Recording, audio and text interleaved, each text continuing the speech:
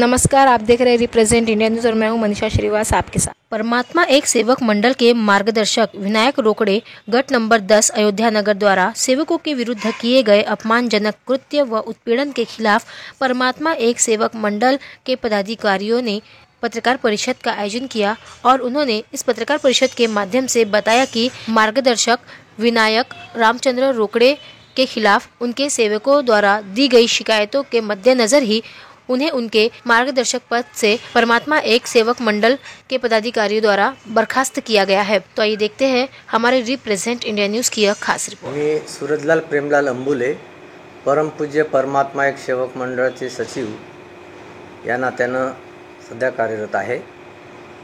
या ठिकाणी श्री विनायकरावजी रोकडे यांच्या विरोधामध्ये गट नंबर 10 तील सेवकांना मार्गदर्शन करावं, मानव धर्माच्या शिकवणीप्रमाणे बाबांच्या ध्येय धोरणाप्रमाणे मार्गदर्शन करावं याकरिता त्यांची नियुक्ती 2022ला अस्थायी स्वरूपामध्ये करण्यात आलेली होती।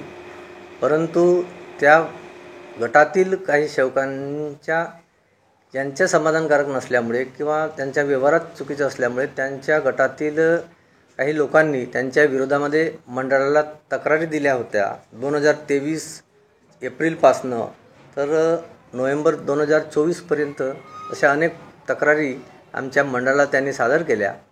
त्या तक्रारीचं निवारण करण्याकरता मंडळाने रीतसर सर्व डायरेक्टर लोकांना आणि जे तक्रारकर्ते होते आणि जे विनायकरावजी रोकडे होते त्यांना रीतसर मंडळाने पत्र दिलं आणि त्या पत्राच्या अनुषंगाने दिनांक 22 जानेवारी 2025ला मंडळाच्या कार्यालयात सभास्थळी त्यांना तक्रार निवारणाकरता बोलवण्यात आले होतं।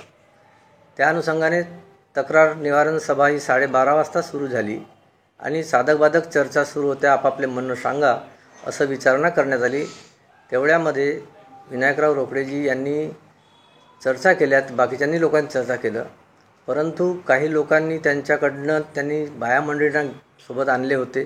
ते जबरदस्तीने या सभेमध्ये आले आणि त्यांनी गोंधळ घालण्याचा प्रयत्न केला। या सभेमध्ये त्यांनी तुम्हाला काय निर्णय करायचा आहे तुम्ही करा आणि आम्ही पोलीस स्टेशनला जातो, रिपोर्ट करतो असे म्हणून त्या सर्व बाया मंडळींना नेऊन त्या ठिकाणी गेटच्या बाहेर झाले आणि तिथं पोलीस स्टेशनला त्यांनी तक्रार देतो म्हणून असं या ठिकाणाहून निघाले। आणि त्याच्यानंतर त्यांनी एक क्लिप तयार केली की आम्हाला बाया मंडळींना धक्के मारलं, गेटच्या बाहेर काढलं, अशा प्रकारचे खोटे आरोप त्या ठिकाणी केलं आणि पोलीस स्टेशनला तक्रार दिली। अशा प्रकारे ही क्लिप तयार करून जिकडे तिकडे पसरवण्यात आली। ही मंडळाची बदनामी होत आहे या दृष्टिकोनातून, कारण या ठिकाणी कुठल्याही प्रकारच्या कोणत्याही संचालक किंवा कुठल्याही मॅनेजर आणि कोणीही त्यांना अशा प्रकारचा गैरवर्तणूक केलं नाही आणि कोणी हात धरून त्यांना काढलं नाही, परंतु त्यांनी ही क्लिप चुकीच्या पद्धतीने बनवली आणि बाहेर काढलं। ही सर्वस्वी खोटी आहे। अशा प्रकारे चुकीचं मानव धर्माला अशोभनीय कार्य केल्यामुळे किंवा मंडळाची अवमानना केल्यामुळे त्यांना दिनांक 25 जानेवारी 2025ला पत्र देऊन त्यांचं जे अस्थायी पद जे दिलेलं कार्यकर्ता म्हणून त्यांचं पद मंडळाने रद्द करण्यात आलेलं आहे। त्यांनी पोलीसमध्ये तक्रार दिली असं तुम्हाला कसं माहीत पडलं? कोणीतरी सेवकाच्या माध्यमातून असं सांगितलं की तक्रार दिली वगैरे काही असं माहीत झालं दुसऱ्या सेवकांकडनं, पण आम्हाला कुठल्याही प्रकारचं असं लेखी वगैरे किंवा फोन वगैरे कुठल्याही प्रकारचं पोलिसांकडनं आलेलं नाही। परमात्मा के सेवक के जे तुमचे सेवक आहे त्यांना तुम्ही काय आवाहन करणार आहे? त्यांना हेच सांगणं आहे की मानव धर्माच्या शिकवणीप्रमाणे आणि बाबांच्या ध्येय धोरणाप्रमाणे परमेश्वरीय कार्य सत्यमर्यादा प्रेमानं करावं, बाबाच्या आदेशाचं पालन करावं आणि अशा कुठल्याही खोट्या प्रकारच्या स्वरूपाला हे बळी न पडता बाबांनी जे शिकवलेलं आहे सत्यमर्यादा प्रेम, सत्य ही ईश्वर आहे, या दृष्टिकोनातून सत्याचं आचरण करावा आणि कोणावरही असे खोटे आरोप करू नये आणि परमेश्वरीय कार्य सत्याने करावं असे आजच्या प्रसंगी मी सर्व सेवकांना आवाहन करतो आहे। 22 जानेवारी जे प्रकार घडला तर आपण रोकडे यांच्या विरोधात पोलिसमध्ये तक्रार केली का?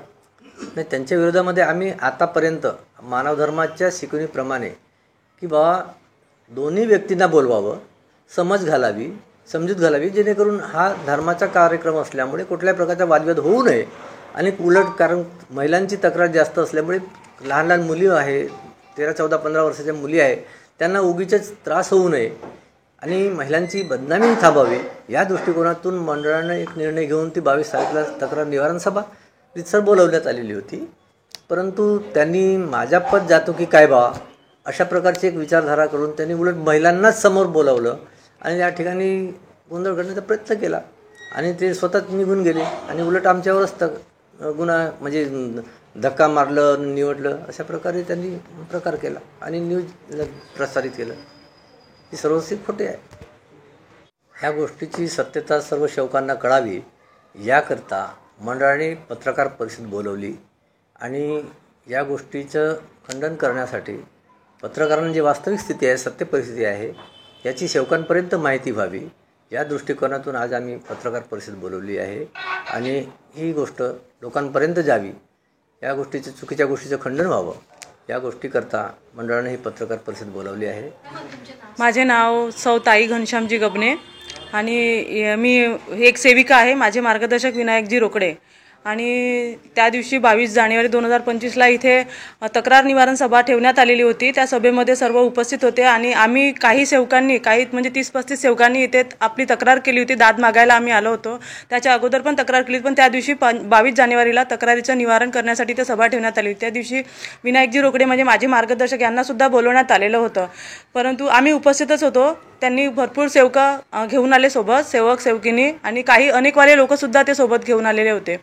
त्यानंतर इथे उपस्थित सगळे सेवक सेविका आणि संचालक मंडळाला त्यांनी तक्रार निवारीमध्ये अर्ध्या सभेमध्येच ते उठून चालले गेले आणि सेवकिनींना घेऊन पटापट खाली उतरले. तर त्यांच्याच गडबडीमध्ये ते एकमेकांच्या बायाच्या टक्करमध्येच त्यांना एकमेकाची धावपळ झाली नाही. तर इथले संचालक बॉडी खुर्चीवरून सुद्धा उठलेले नाही. आम्ही त्या सभेला उपस्थित होतो आणि मेन म्हणजे सगळ्याच सेवकांवर अन्याय झालेला होता. तर आम्ही त्या अन्यायाबद्दल दाद मागायला या भवनामध्ये आलो होतो आणि त्याच पातळीवर ही सभा घेण्यात आली होती. परंतु सभेला प्रतिसाद न देता अर्ध्या सभेमध्ये मार्गदर्शक काकाजी उठून चालले गेले आणि त्याच्यामुळे ही सभा इथे म्हणजे पूर्ण ही सभा बरखास्त झाली नाही, पण सभा समोर राहिली. त्यांनी लगेच बाहेर जाऊन तेवढ्या सेवकांमध्ये गोंधळ घातला आणि सेवकांना आधीच सांगितलं होतं. त्यांना आमच्या कानावर एक गोष्ट आली की सेवकांनी सांगितलं की आम्हाला असं मार्गदर्शकांनी सांगितलं का बा तुम्ही अर्ध्या सभेमध्ये हात वरती करू चिल्लाव सांगा की आम्हाला हेच मार्गदर्शक आम्हाला न्याय दो असं म्हणून